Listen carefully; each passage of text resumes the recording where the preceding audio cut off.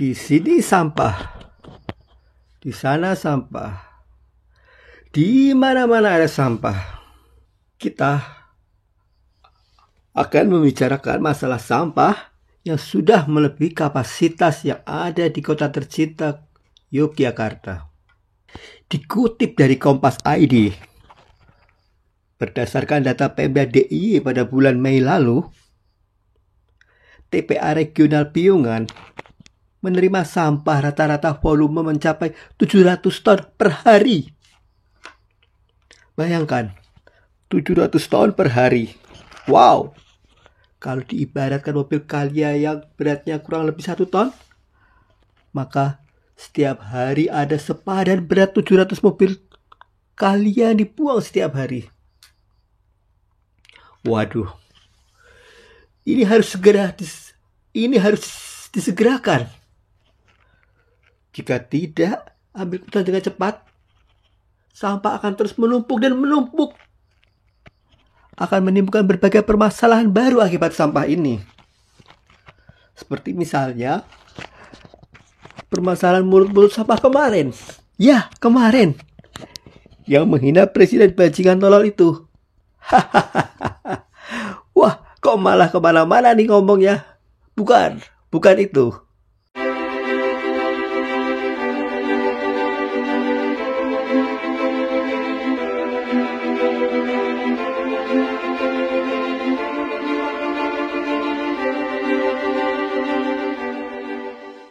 TPA Piungan adalah tempat pemrosesan akhir sampah dari kota Yogyakarta. Selain kota Yogyakarta, TPA Piungan juga menampung sampah dari Kabupaten Sleman, Kabupaten Bantul, dan sekitarnya. Memiliki luas sekitar kurang lebih 16 hektar yang masih menggunakan sistem sanitary landfill, yaitu sistem pengelolaan sampah yang masih menggunakan zaman dulu dengan metode tradisional, dengan cara menumpak sampah di lokasi cekung, memanfaatkannya, dan menimbunnya dengan harapan sampah akan terurai secara alami. Ya, alami. Lama sekali. Seiring berjalannya waktu, ternyata gaya hidup manusia juga berubah. Hal ini ditunjukkan dengan berubahnya karakteristik sifat sampah yang dihasilkan. Tapi, perubahan tersebut tidak diikuti dengan perubahan metode pengelolaan sampah. Karenanya, yang ditumpuk adalah sampah plastik. Maka, sudah pasti tidak terjadi penguraian. Sehingga, eskalasi sampah terus mengalami penambahan. Dalam beberapa tahun pasti akan mengalami melebihi kapasitasnya.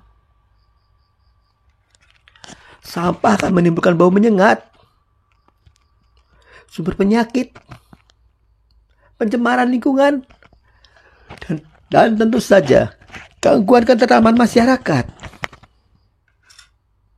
Maka, sesuai dengan perkembangan zaman, supaya efektif, pengelolaan sampah harus melalui satu sistem.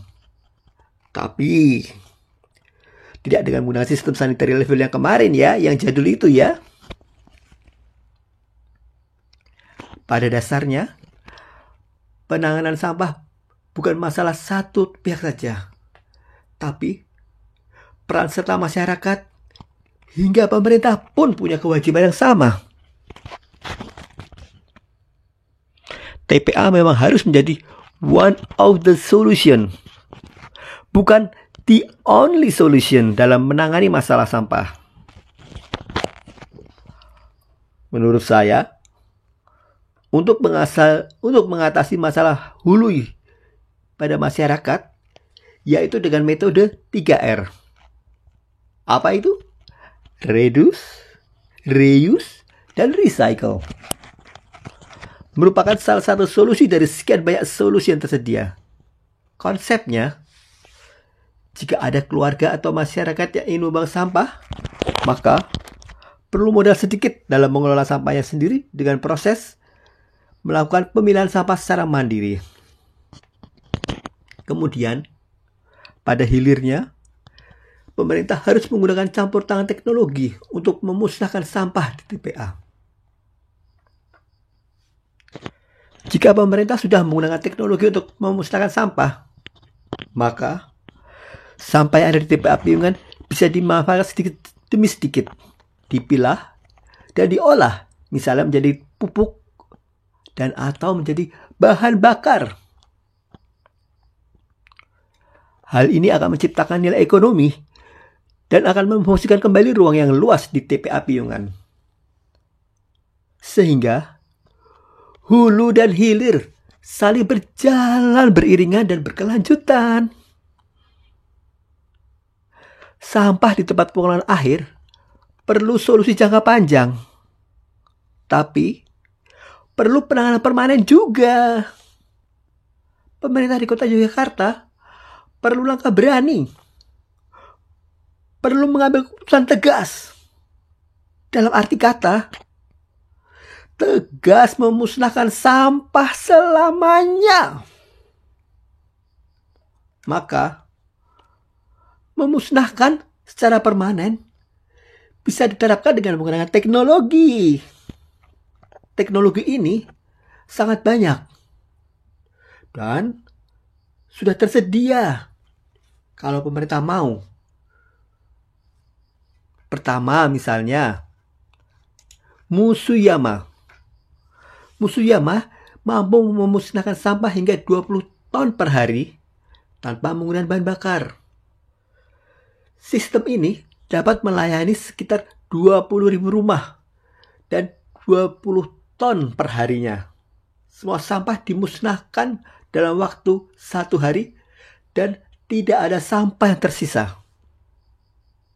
Atau dengan sistem insinerator, adalah mesin pembakar sampah yang mengubah sampah menjadi abu, gas, dan partikulat yang dibakar dengan suhu sekitar 800 sampai 1000 derajat Celcius, yang dapat memusnahkan hampir seluruh jenis sampah, baik kering maupun basah, dan dapat meminimasi menjadi 5% dari volume sampah awal.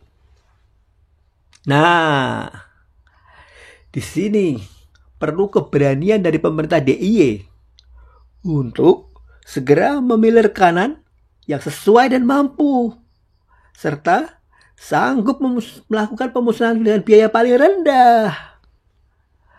Pemusnahan dengan teknologi tentunya membutuhkan biaya yang lumayan. Mungkin membutuhkan investasi miliaran, biaya rutin puluhan hingga ratusan juta per tahun. Tapi hal ini sepadan dengan potensi nilai ekonomi, nilai kesehatan masyarakat, dan sosiologis masyarakat yang ditimbulkan. Maka diperlukan kemauan keras dari pemerintah DIY dalam menangani masalah yang dari dulu itu saja masalahnya. Sepertinya solusi yang dilakukan pemerintah saat ini tidak berkembang dan tidak maju-maju. Padahal zaman sudah berkembang. Ya, hasilnya bagaimana? Muncul kembali masalahnya itu lagi. Apa tidak capek ya pemerintah ngurusi itu lagi? Yang mana sebetulnya pemerintah bisa menanganinya kalau mau. Nah, itu dia kuncinya. Kalau mau. Ayo, pemerintah DIY. Sekarang adalah momentum yang tepat untuk ambil keputusan konkret. Jangan diundur-undur lagi. Kenapa? Karena masyarakat Yogyakarta yang akan dikorbankan lagi. Tapi, kalau boleh seuzon, jangan-jangan memang pemerintah sengaja nih belum mau mengambil keputusan perubahan. Karena ada sesuatu. Hehehe, apa itu? Ya, hanya pemerintah lah yang tahu. Kalau saya sih nggak tahu ya. Demikian, saya Armostani untuk 2045 TV, Jogja.